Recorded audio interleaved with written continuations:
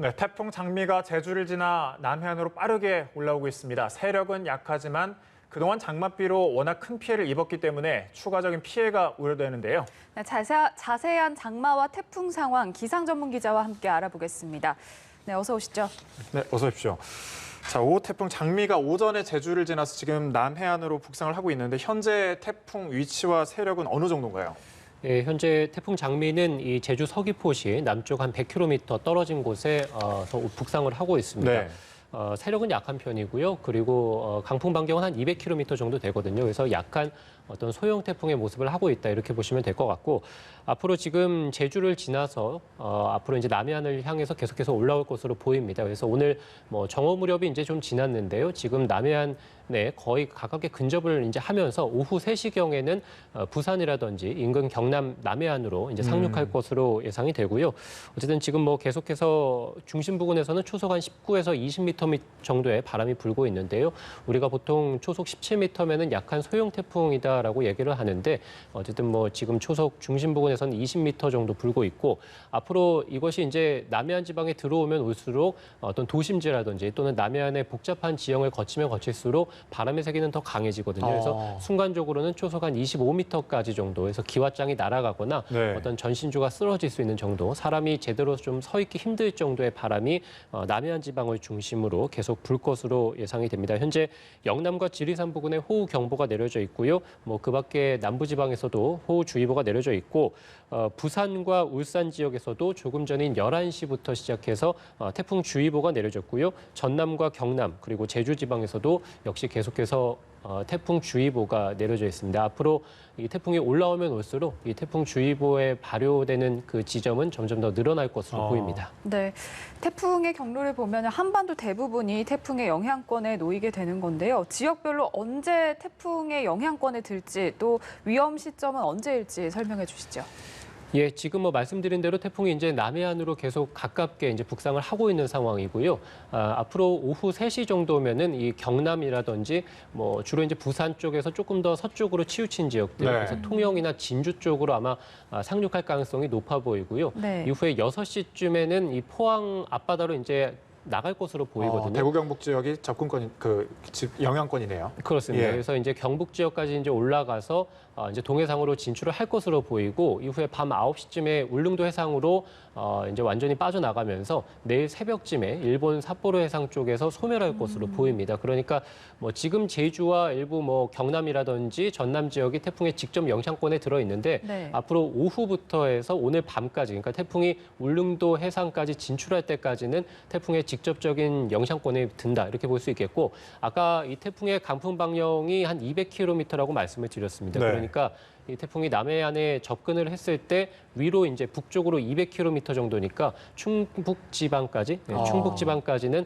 태풍의 직접 영향권에 들 것으로 보이고요. 그래서 주로 남부지방 대부분 지역들 그리고 충북지방까지는 태풍의 직접 영향권이 오늘 밤까지 들겠다 해서 지금부터 해서 오늘 밤까지가 태풍의 직접적인 영향권에 들면서 고비 시점일 것으로 보이고요. 지금 이미 뭐 그래픽을 통해 보시는 것처럼 남해안 지방이라든지 제주도 그리고 남해상을 중심으로는 태풍주의보가 내려지면서 현재 고비 시점에 들어 있는 것이고요. 네. 이후로 이제 경북 지방은 오늘 오후부터 해서 밤까지가 태풍의 고비 시점이 될 것으로 보이고 뭐 충북 지방이라든지 일부 강원도 동해안 지방을 중심으로도 계속해서 이제 동풍이 불어들면서 그러니까 태풍은 동해상으로 빠져나가더라도 굉장히 강한 바람이 동해상에서 불어 들어오거든요. 이렇게 되면 지형적인 영향으로 인해서 강원 동해안 지방에서도 역시 이제 태풍의 직간접적인 영향을 받을 것으로 보이고요. 이 태풍이 해상으로 빠져나가게 되면 굉장히 강한 바닷바람이 바닷물이 이제 밀려 들어오게 되거든요. 네. 그래서 동풍과 함께 최고 이제 5m에 달하는 높은 파도가 해안으로 밀려 들어오기 때문에 지금부터 해서 오늘 밤까지 또는 워낙에 지금 좀 바닷물의 높이가 높은 시기이기 때문에 내일 오전 정도까지도 이 해안가 지방을 중심으로는 해안가 저지대 침수에 대한 대비도 필요합니다. 네, 지금 예상 경로 등을 이제 말씀을 해주셨는데 혹시 태풍이 올라오면서 진로를 좀 바꾸거나 뭐 서울 지역이라든지 약간 진로를 바꾸든지 아니면 뭐 소멸할 가능성이라든지 이런 부분은 없을까요? 일단 태풍의 세력이 워낙 이제 좀 약하다고 말씀을 네. 드렸죠. 그래서 보통은 태풍의 세력이 강하게 되면 이 태풍이 자기 힘대로 이제 올라오기 때문에 주변에 이제 어떤 방해를 받지 않고 네. 오면서 이제 세력을 그대로 유지하고 진로를 유지하게 되는데요. 뭐 지금 태풍 같은 경우도 오늘 새벽까지는 워낙에 고수온 해역을 지나왔습니다. 네. 그러니까 태풍이 발달할 수 있는 어떤 여건을 가지고 한반도 근처까지 올라온 상황이거든요. 그래서 이미 한반도 주변까지 오늘 아침에 올라온 상황이기 때문에 지금 뭐 추가적으로 어떤 태풍의 진로가 바뀔 가능성은 뭐 사실 좀 낮아 보이고요. 여기다가 태풍의 이 속도가 굉장히 빠릅니다. 그러니까 네. 세력이 약하니까 주변의 날씨 흐름에 편승돼서 지금 올라오고 있는 상황이거든요. 그래서 워낙에 태풍의 세력이 약하다 보니까 어떤 태풍이 소멸할 가능성은 충분히 있습니다. 그래서 뭐 지금 북쪽에서의 건조한 공기의 영향을 좀 받고 있거든요. 아무래도 태풍은 이 뜨거운 수증기의 공급을 받아야 되는데 네. 주변에 좀 건조한 공기역이 있다 보니까 태풍이 아주 강하게 발달하지를 못한 채 지금 들어오고 있습니다. 그래서 태풍이 남해안에 상륙하기 전에 또는 남해안에 상륙해서 지면 마찰이 굉장히 좀 강해진다면 이 네. 태풍이 빠르게 예상보다는 소멸할 가능성은 남아 있습니다. 하지만 기상청에서는 진로가 변경된 가능성은 적다 이렇게 보고 있고 한국과 미국과 일본의 어떤 태풍의 진로 예측도 어느 정도 일치하고 있습니다. 네, 보통 태풍이 오면 이 태풍이 폭우를 동반한 태풍인지 아니면 강풍을 주의해야 하는 태풍인지 그런 특징들을 살펴보는데 이번 태풍 장미의 경우는 어떤 특징을 보이고 있습니까? 예, 우리가 이제 보통 태풍이 올라오게 되면 어떤 특징을 짓게 되죠. 그래서 이 태풍이 강풍을 동반하는지 또는 많은 비를 동반하고 있는지를 보게 되는데요. 지금 태풍 같은 경우는 워낙에 약한 소형 태풍이기 때문에 강풍 반경이 일단 200km 정도 해당이 되고요. 그리고 중심에서의 풍속이 초속 한 20m 정도 이렇게 불고 있습니다. 그래서 뭐 그래픽 통해 보시면 10에서 20m 정도면 이제 간판이 떨어지거나 사람이 좀 서 있기 힘들 정도에 해당이 되는데 네. 우리가 이제 보통은 중형급의 태풍이 들어온다 치면 초속 한 30에서 40m 정도 그러니까 굉장히 좀 강풍 피해가 있을 가능성이 높습니다. 근데 지금 태풍은 초속 한 10에서 20m 경우에 따라서 순간적으로 산간이라든지 도심지에서 한 25m 정도 예상이 되고 있거든요. 예, 그래서 뭐 어떤 이 태풍이 강한 바람을 동반하고 있다고 보기는 어렵고 다만 이 태풍의 북쪽, 그러니까 태풍이 올라오는 전면대에서 굉장히 강한 비구름대가 현재 형성이 되어 있습니다. 이로 인해서 태풍이 지금 제주를 이제 막 지나서 남해안으로 북상을 하고 있는데 이미 경남 지역이라든지 강원 지역까지도 호우주의보나 경보가 내려져 있거든요. 그러니까 네. 태풍의 북쪽에서 굉장히 좀 강한 수렴대가 비구름대가 현재 몰려 있다 이렇게 보면서 이 태풍이 북쪽의 찬 공기와 만나면서 태풍이 들어오기 전부터 강한 비를 뿌리고 있다. 해서 어느 정도 강한 비를 좀 가지고 있는 태풍이다 이렇게 볼 수 있겠고요.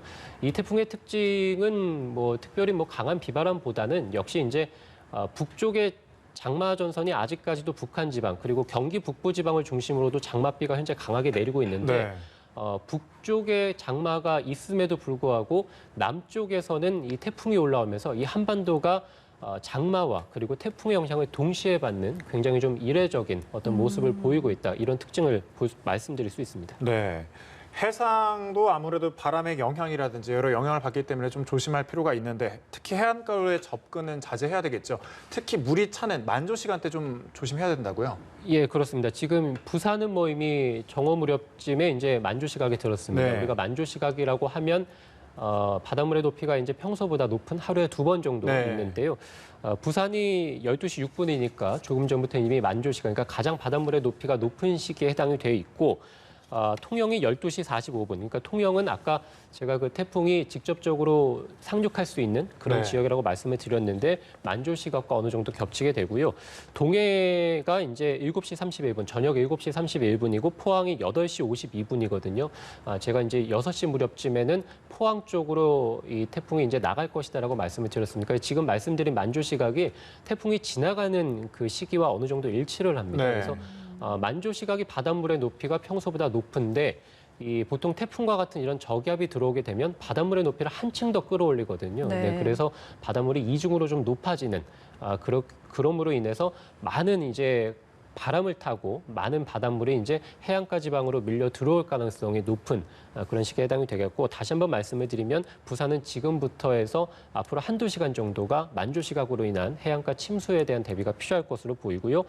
통영도 1시부터 한 3시 정도까지는 주의가 필요할 것으로 보이고 동해나 포항 이런 해상 동해상을 중심으로 또는 동해안을 중심으로는 오늘 저녁 무렵대에 역시 이제 많은 바닷물이 밀려오면서 저지대 침수 피해가 우려되고 있습니다. 최근에 워낙에 좀 많은 비가 내렸고 특히 이제 낙동강에서 침수 피해가 컸죠. 네. 홍수가 일어나면서 범람이 굉장히 많이 일어났는데 역시 이제 바닷물이 밀려 들어오게 되면 강의 범람도 충분히 일어날 수 있습니다. 강 주변에 있는 어떤 낙동강과 태화강 주변의 저지대 주민분들은 대피도 좀 생각을 하셔야 될 것 같습니다. 네, 장마의 태풍까지 걱정이 이만저만이 아닌데요. 많은 분들이 궁금해하실 것 같은데 태풍이 지나고 난 뒤에 한반도의 장마는 어떻게 될지 참 궁금하거든요. 이게 완전히 끝나는 건지 아니면 이번 주에도 장맛비가 이어지는 건지 궁금한데 어떻습니까? 예, 그 말씀드린 대로 장마가 이제 북한 지방으로 올라갔다라고 말씀을 드렸죠. 현재도 경기 북부 지역, 그러니까 북한과 인접한 지역에서는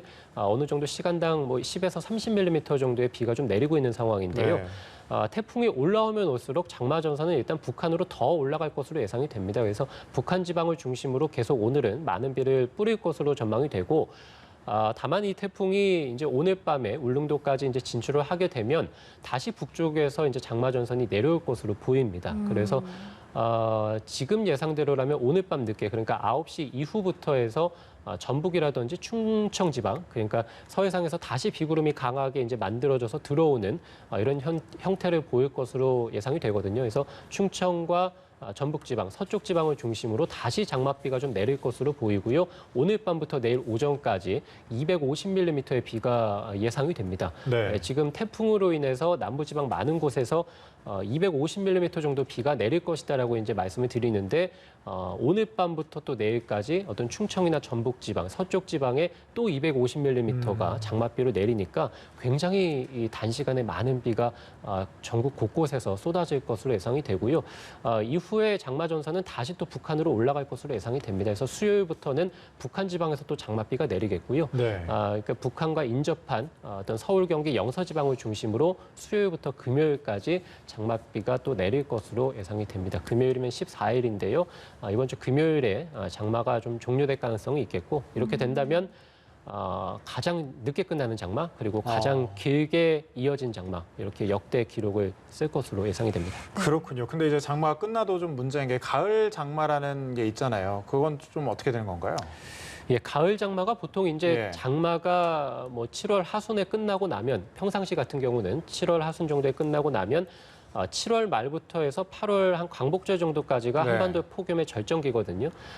이후에 이제 절정기가 지나고 나면 서서히 이제 폭염이 누그러지고 9월 달 되면 이제 가을철에 들어들게 되죠. 그러면 다시 북쪽에서 이제 차가운 공기가 내려오면서 남쪽의 뜨거운 공기와 북쪽의 차가운 공기가 만나는 지점들에서 또 한 번의 폭우, 그러니까 장마철 이후의 폭우가 또 이어지게 됩니다. 네. 그것을 우리가 보통 가을 장마나 또는 2차 장마 이렇게 부르게 되는데 지금 그래픽을 통해 보시는 것처럼 북쪽의 찬 공기가 이제 가을철에 되면 내려오게 되는데요.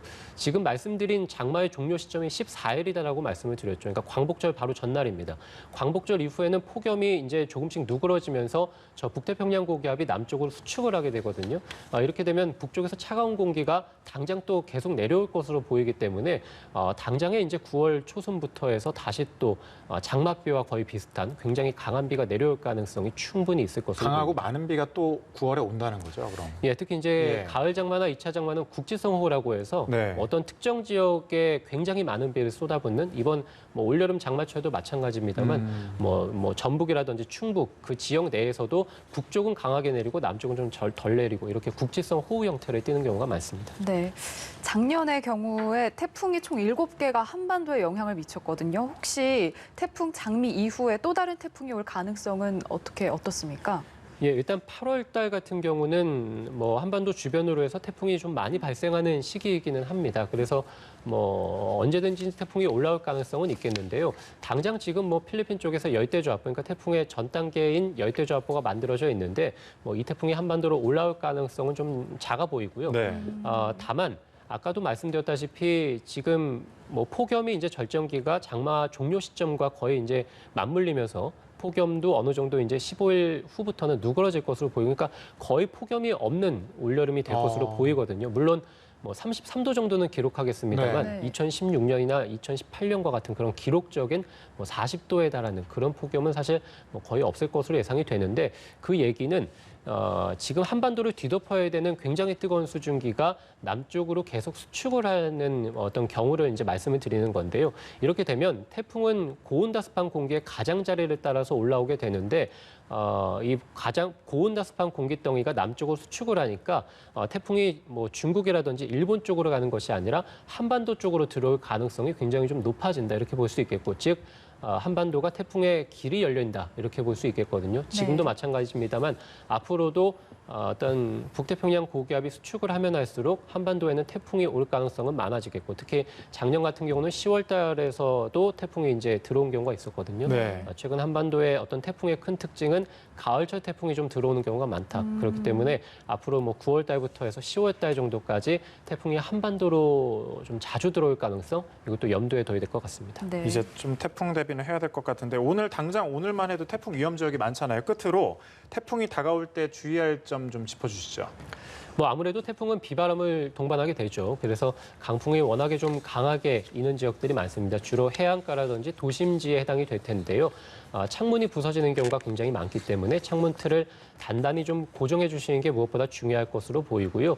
최근에 이 장마철로 인해서 산사태가 수백 곳에서 발생했습니다. 지반이 이미 많이 약해져 있는데 태풍이 올라옴으로 인해서 강풍이 불게 되면 지금 위태롭게 어느 이 산비탈에 머물고 있는 이런 토사들이 다시 한번 쏟아질 가능성, 그러니까 2차 산사태가 일어날 가능성이 매우 높습니다. 주로 경남 지방이나 또는 경북 지방에 해당이 될 것으로 보이는데요.